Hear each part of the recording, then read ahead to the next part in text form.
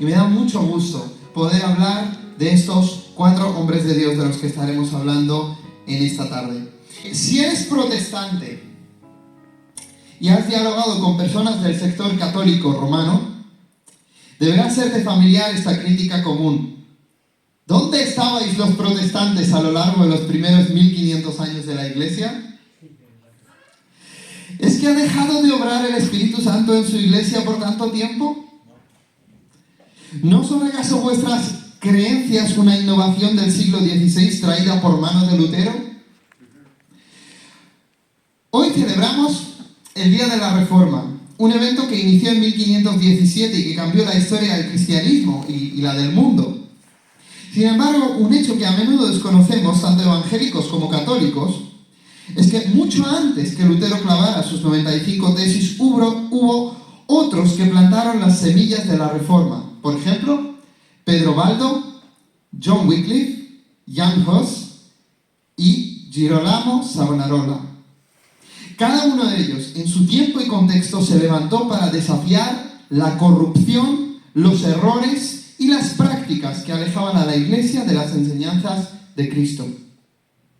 Cada uno de estos protoprotestantes demostró que su supremo valor en la vida era el amor a Dios y a la verdad, que es la palabra de Dios, la Biblia. Todos ellos estaban dispuestos a dar su vida por la verdad de Dios.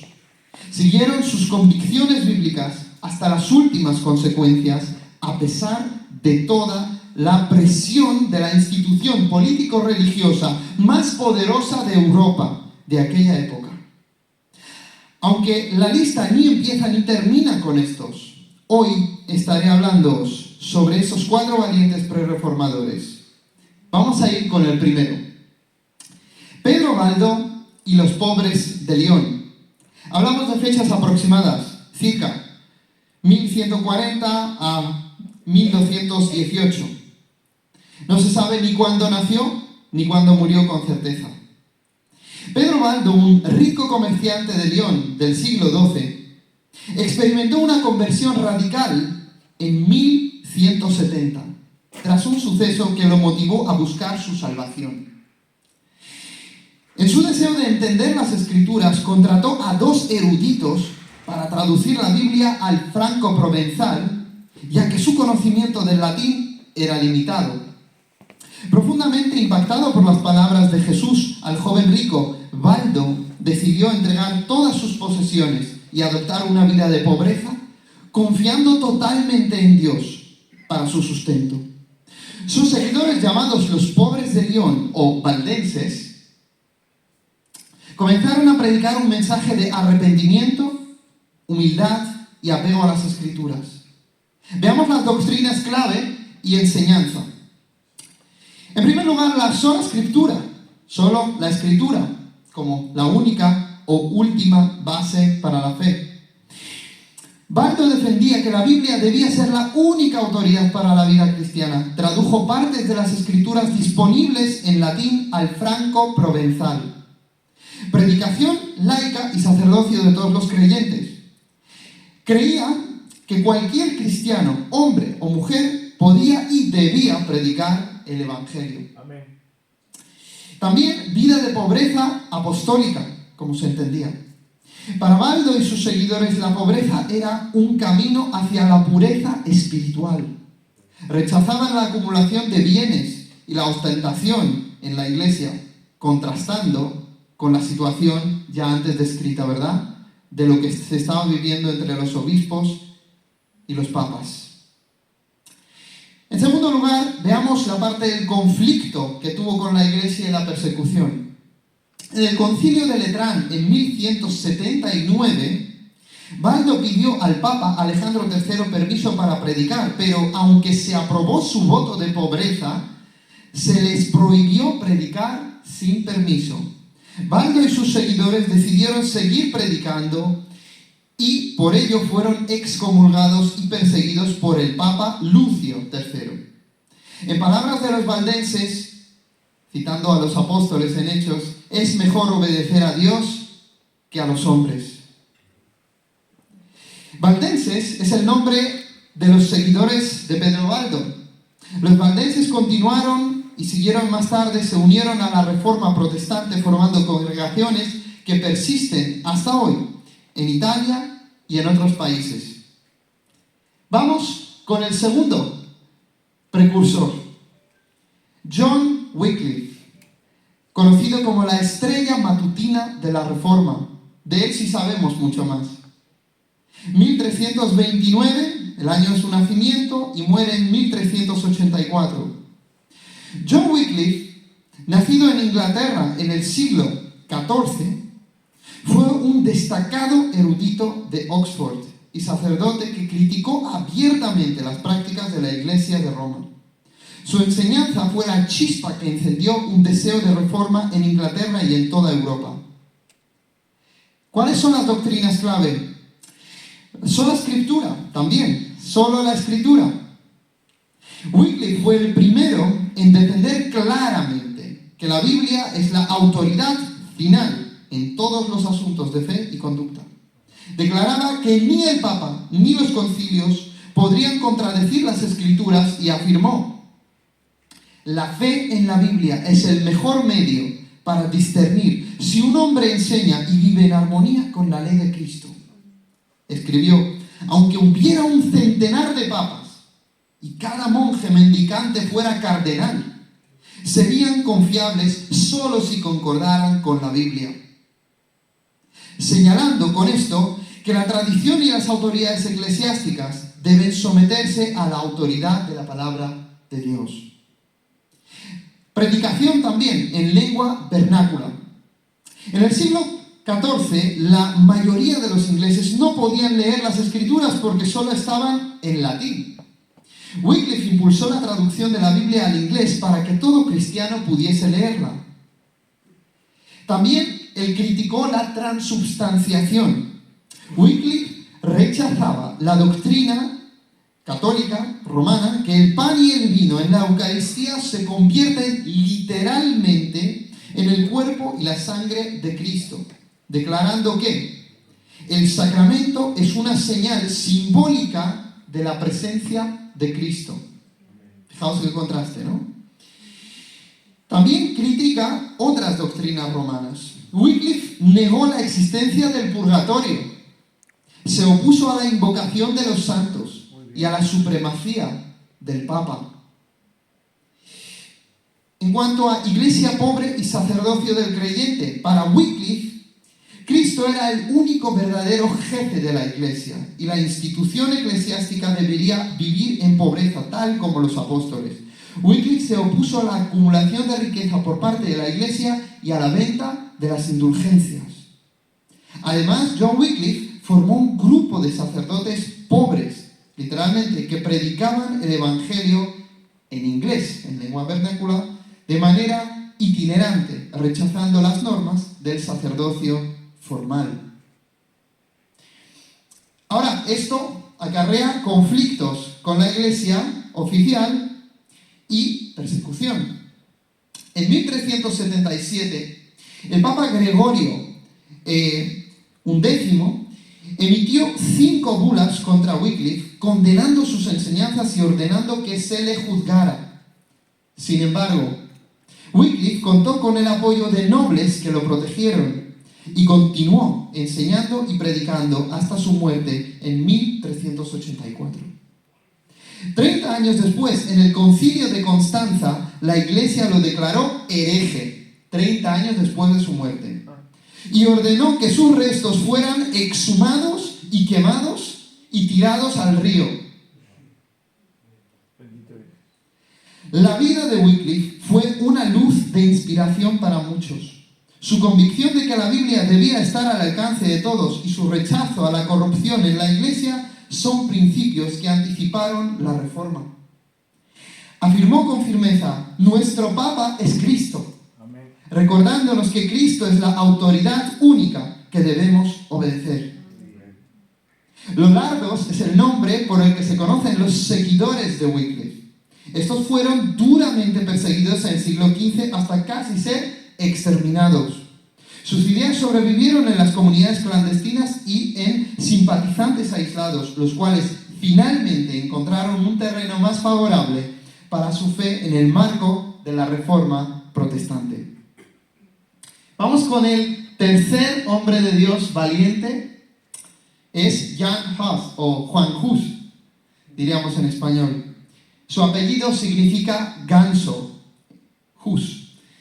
Y vamos a ver por qué esto se hace relevante.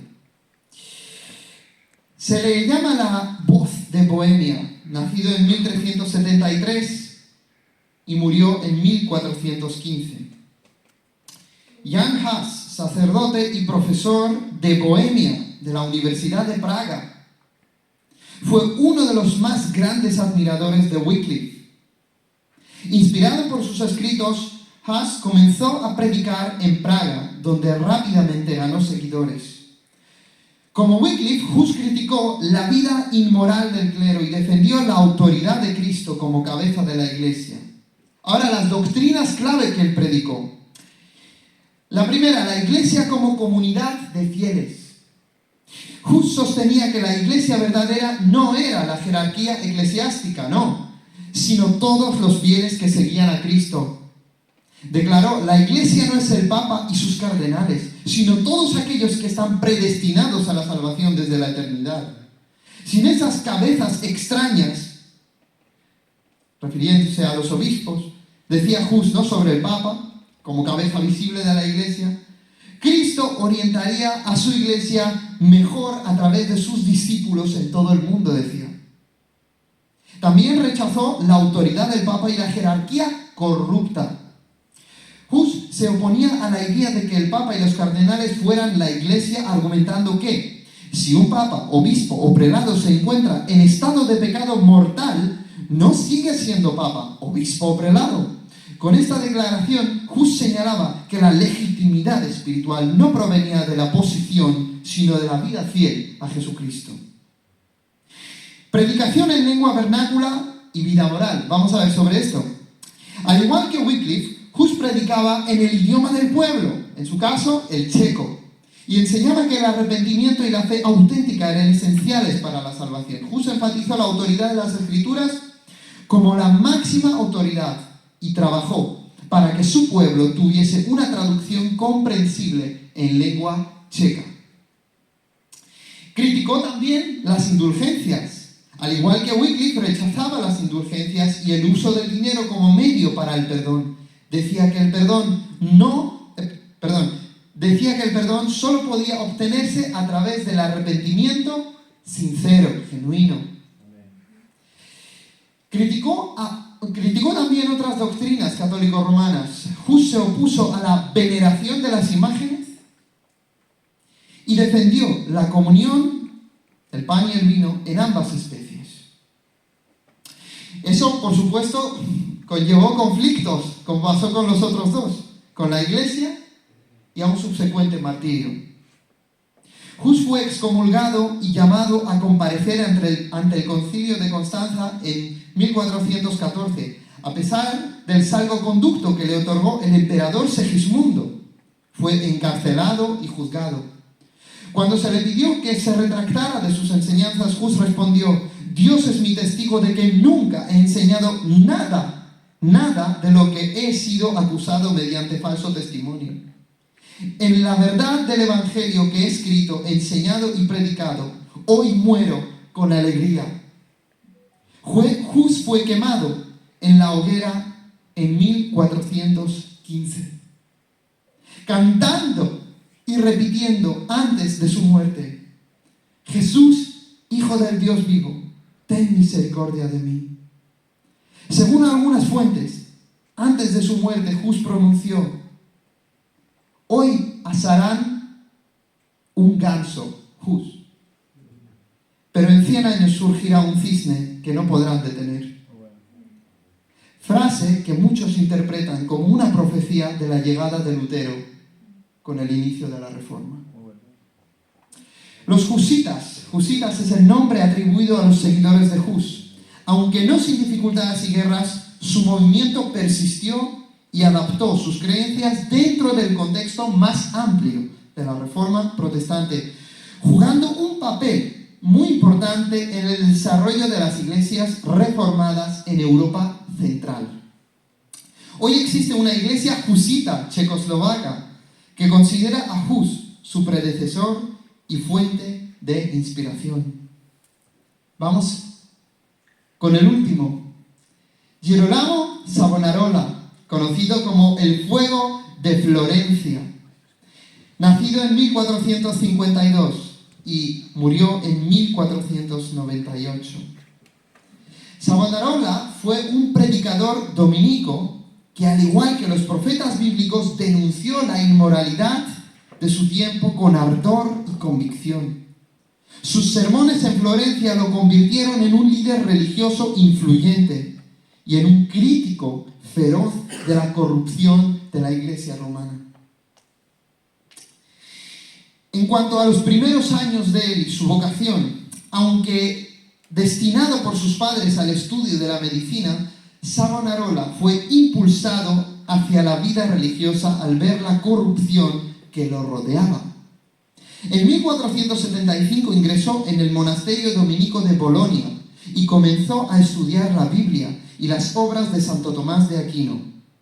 Savonarola buscaba una fe genuina que transformara el corazón de cada persona. ¿Qué doctrinas y enseñanzas predicó este hombre?